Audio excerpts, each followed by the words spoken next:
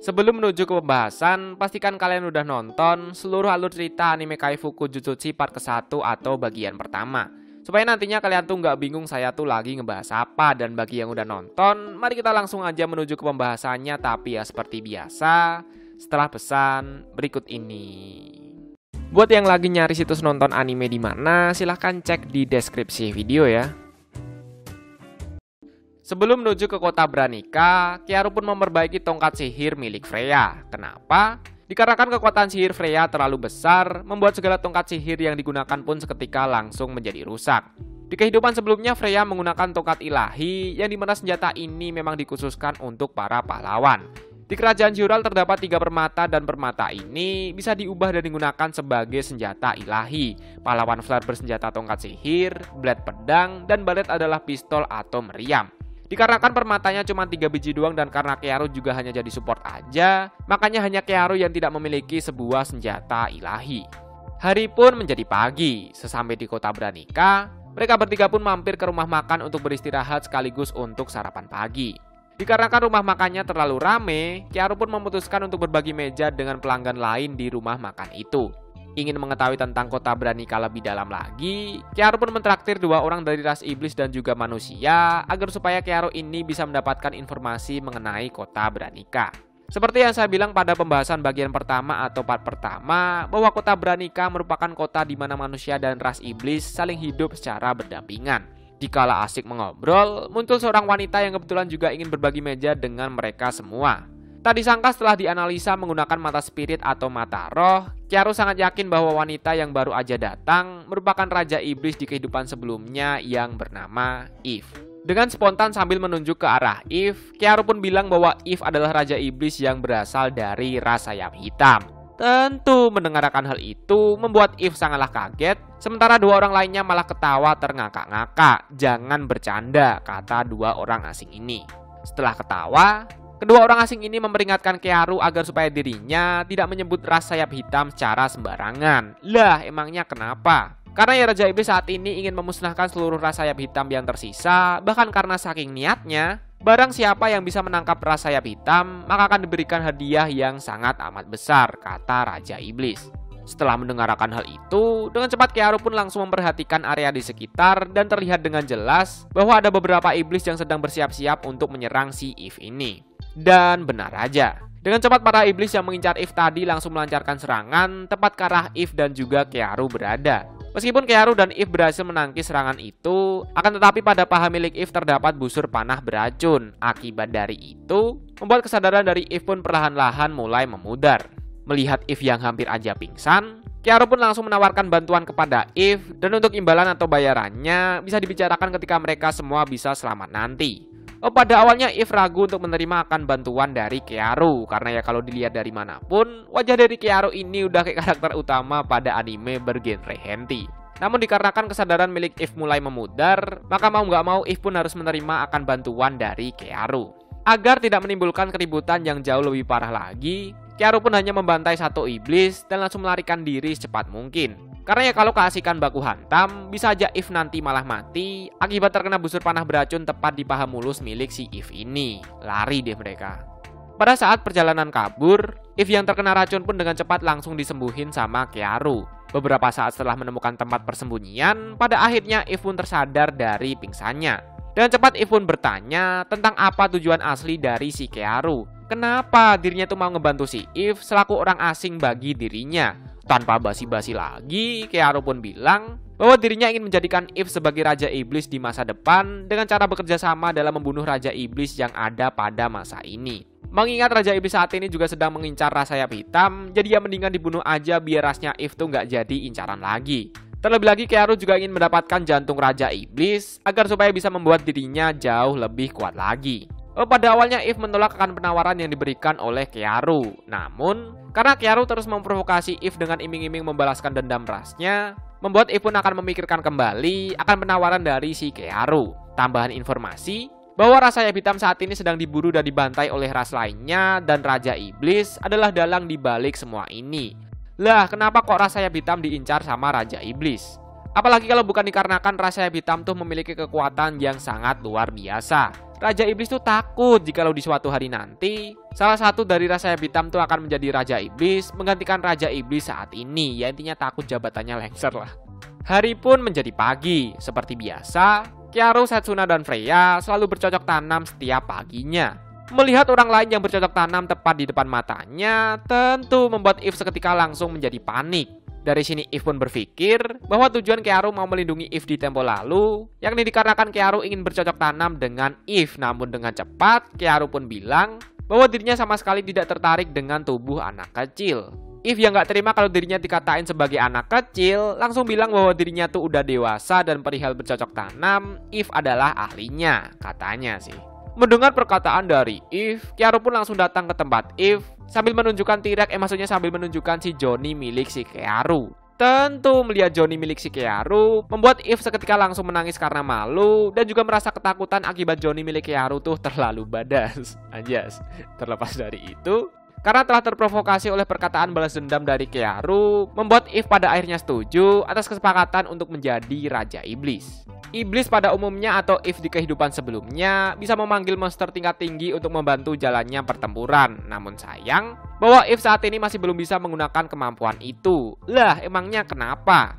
Karena untuk bisa memanggil monster tingkat tinggi, suatu ras, entah itu ras iblis atau ras lainnya, harus bisa menyelesaikan ujian dari dewa yang bernama Caladrius. Jadi Dewa Caladrius adalah dewa burung yang bisa memakan segala jenis penyakit serta menurunkan suatu bencana seperti wabah penyakit.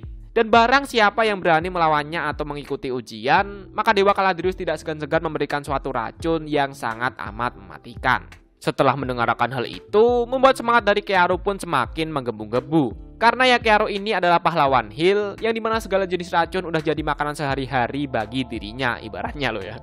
Namun meskipun begitu, syarat untuk dapat mengikuti ujian yakni calon peserta harus pernah mengelilingi dunia terlebih dahulu. Ya intinya harus berkelana sampai ujung dunia lah, meskipun dunia tuh nggak ada ujungnya sih.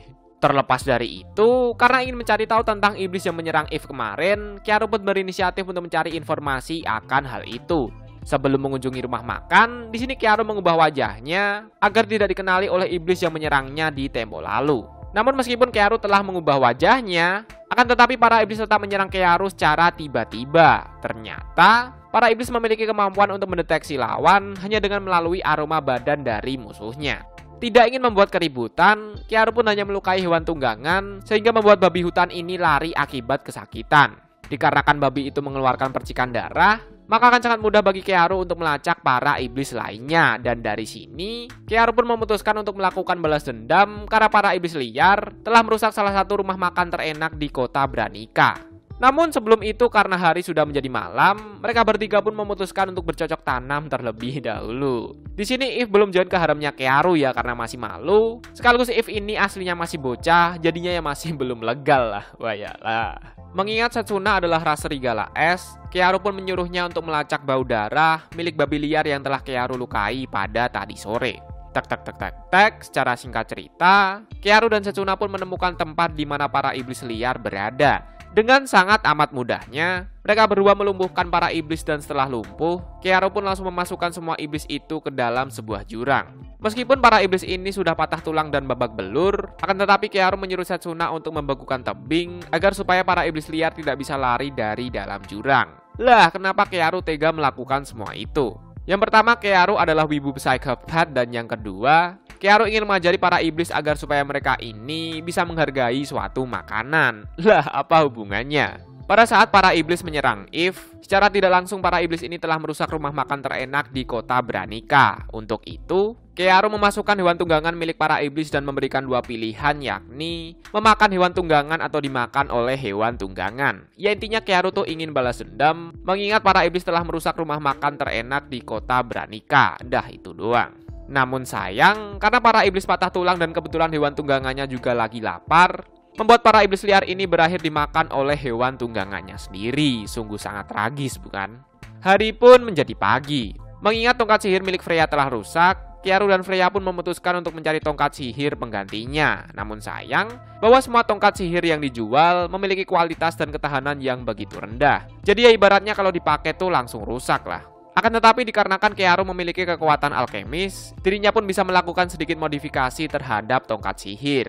Dan benar aja, setelah dimodifikasi, membuat tongkat sihir yang tadinya ampas langsung menjadi senjata overpower. Jadi ya kalau dipakai Freya tuh nggak langsung rusak lah ibaratnya. Melihat akan hal itu, si penjual pun penasaran dan meminta Kearu untuk memodif barang dagangannya dengan iming-iming akan memberikan setengah harga untuk pembelian tongkat sihir milik Freya. Tentu setelah mendengarkan hal itu, Kearu pun langsung memodif barang dagangan dan sebagai hadiah tambahan, Kearu juga diberi pedang mini oleh si pedagang. Karena saling percaya satu sama lain, si penjual pun menjadi teman pertama bagi si Kearu. Penjual ini bernama Karman.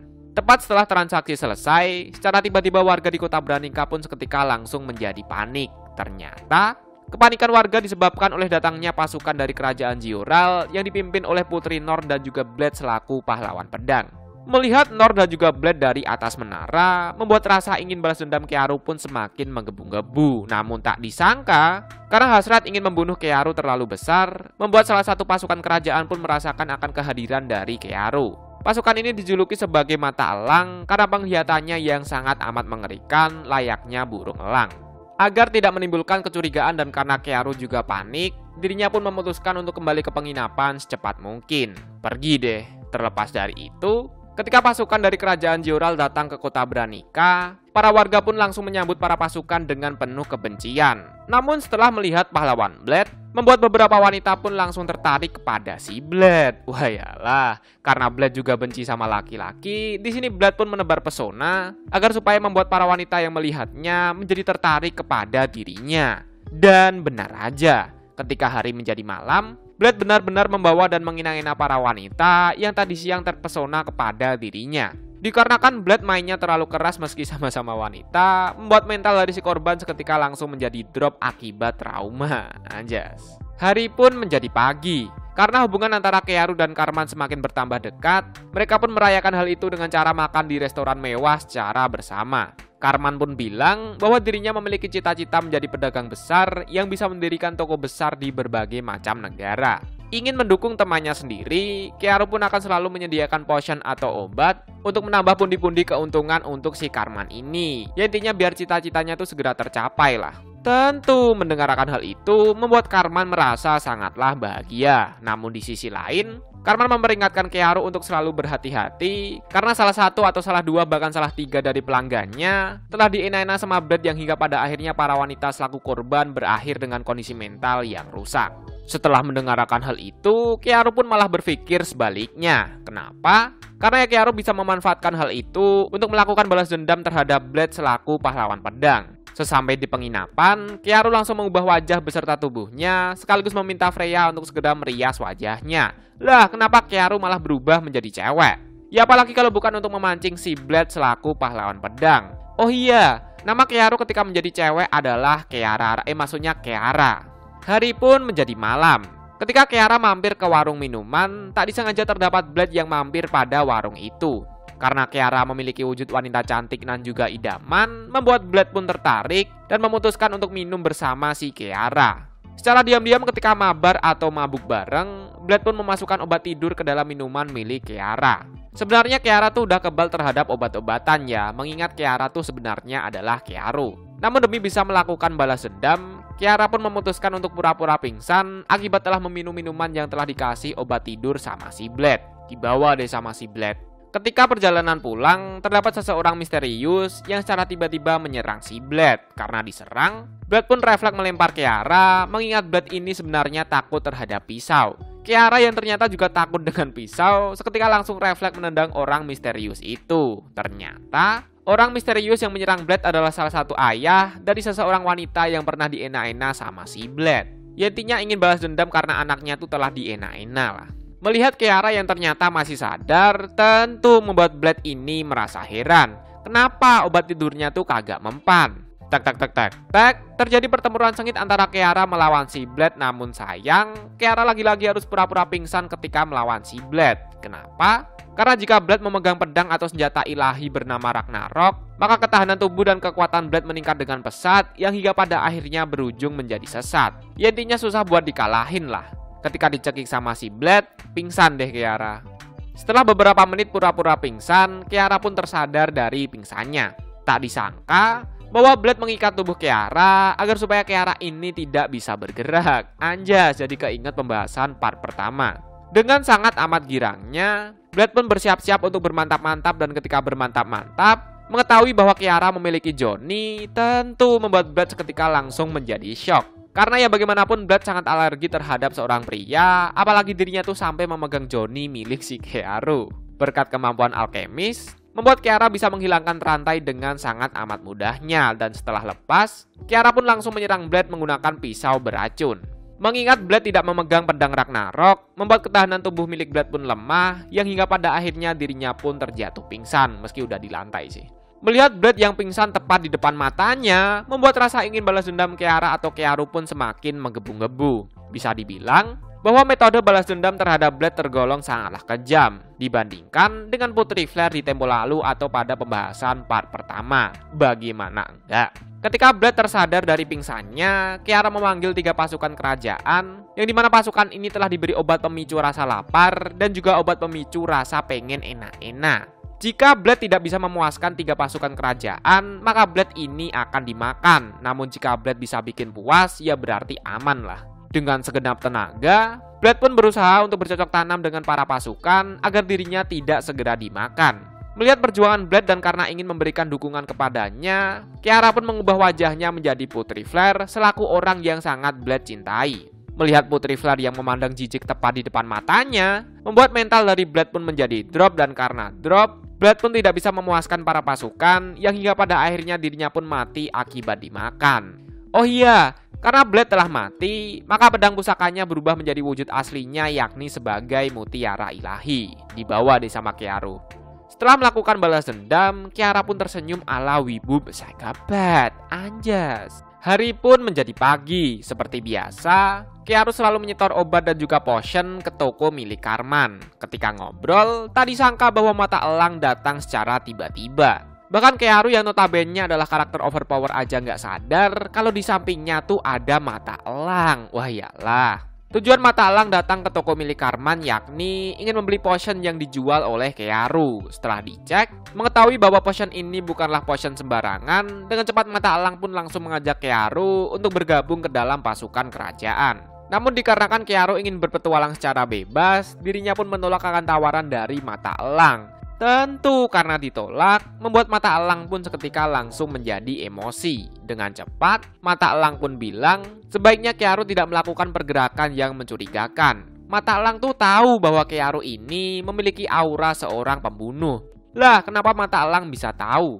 Ya dikarenakan di tempo lalu atau sewaktu pasukan kerajaan Jural tiba di kota Branica, mata elang melihat Kearu yang berada tepat di atas menara. Mendengarkan hal itu, Kearu pun mengiyakannya. Karena di tempo lalu Blade mati dan karena pedangnya berubah menjadi mutiara ilahi sekaligus Kearu ingin bertambah kuat, dirinya pun memohon kepada mutiara ilahi untuk dibuatkan senjata auto heal atau sebuah senjata yang dapat menyembuhkan secara otomatis. Meskipun Kearu merupakan seorang wibu psychopath, akan tetapi Kearu ini merupakan seorang pahlawan murni. Maka dari itu, mutiara ilahi pun langsung berubah menjadi sarung tangan atau zirah yang dapat menyembuhkan luka secara otomatis ketika Kearu terkena suatu serangan. Di sisi lain mendengar kabar bahwa pahlawan pedang bernama Blade mati, membuat Putri Norn pun seketika langsung menjadi emosi. Begitu juga dengan mata elang yang sangat curiga, kenapa seorang pahlawan dapat dikalahkan dengan sangat mudahnya. Namun meskipun begitu, Putri Norn tetap akan menjalankan rencananya dalam melakukan pembantaian di kota Branica. Karena ya bagaimanapun iblis itu merupakan makhluk rendahan yang layak untuk dibantai.